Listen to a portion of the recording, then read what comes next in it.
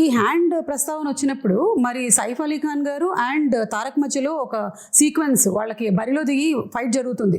అంటే ఫైట్ వాళ్ళు రాత్రి మొదలు పెడితే తెల్లారిపోతుంది అనమాట.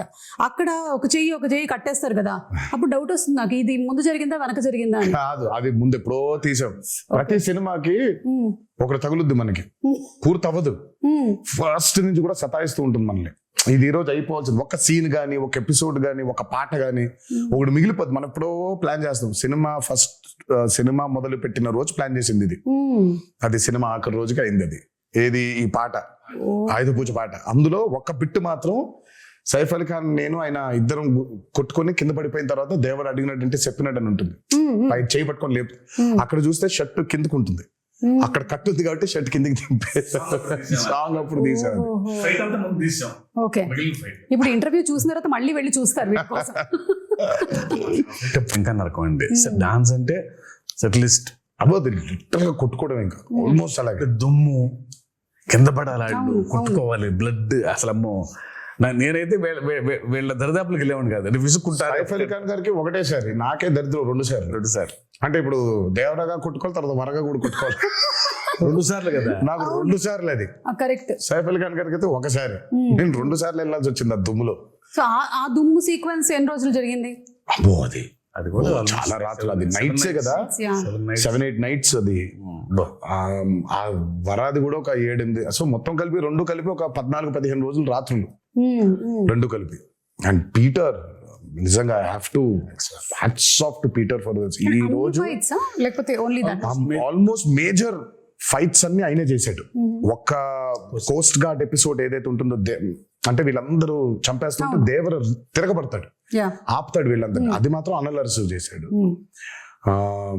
ఈ ఇంటర్వెల్ బ్లాక్ అవనివ్వండి, ఆ చేజ్ ఒకటి ఉంటుంది, దేవర ఎస్కేప్ అయిపోయేది, అది, ఈ ఆయుధ పూజ ఫైట్, ఇదంతా మాత్రం పీటర్. ఐ మీన్ ఈ రోజు యాక్షన్ గురించి మాట్లాడుతున్నారంటే major credit has to go to Peter. And water మీద, అండర్ వాటర్ జరిగిన ప్రతిదీ చేసింది సాల్మన్. ఓకే, అంటే ఆ షార్క్ ఫైట్, ఆ షార్క్ దంతా చేసింది సాల్మన్.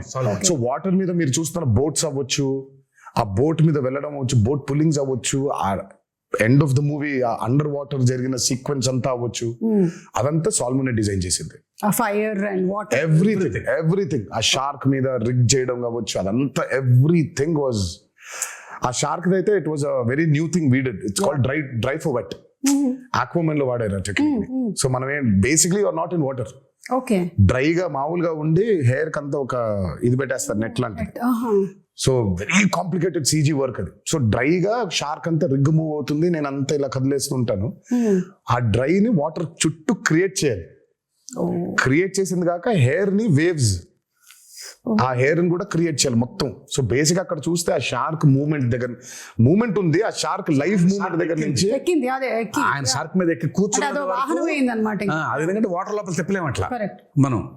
సో దాని వరకు బయట వాటర్ లేకుండా డ్రై ఫర్ వెట్ అది ఆయన పెట్టి తిప్పి బట్ ఆయన షార్క్ కి తాడేసిందంతా ఆయన వాటర్ లోపలే, అదంతా లోపల, అది వాటర్ లోపలే.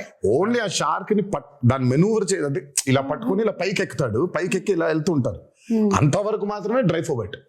తర్వాత మిగతా అంతా దోలు తీర్చారు. 30 రోజులు అండర్ వాటర్, పొద్దున్న 8 నుంచి రాత్రి 8 వరకు. సో చూసేది షార్క్ క్రియేషనే గానీ, బట్ ఆయనకేం సుఖం లేదు. ఆయనకి షార్క్ పెట్టేసాం, డమ్మీ షార్క్. సో షార్క్ తో లెగవటం కూడా యాసిడ్ తీయాలి, వాటర్ నుంచి లేపామైనా అట్లా. సో ఆ షార్క్ ఉంది, దానికి ప్రాణం పోసింది వేపెక్స్ కాదు, ఆయన మాత్రం వాటర్ లో. అసలు ఒక్కొక్కటి వింటూ ఉంటే ఒక్కొక్క సీక్వెన్స్ కోసం మాకు ప్రేక్షకులుగా మేము చూసేస్తాం అంతే. జస్ట్ వాచ్ ఇట్, బాగా చేశారు, బాగా చేయలేదు, ఇవన్నీ మాట్లాడుకుంటాం. కానీ ఎంత ప్రాణం పెట్టి చేయాల్సి వస్తుంది లైట్ మ్యాన్ల దగ్గర నుంచి డైరెక్టర్ వరకు, everybody for each sequence to come so very perfectly, impeccably. అంటే కానీ ఇలాంటి రెస్పాన్స్ వచ్చినప్పుడు మాత్రం ఇంకా చాలా హ్యాపీగా ఉంది.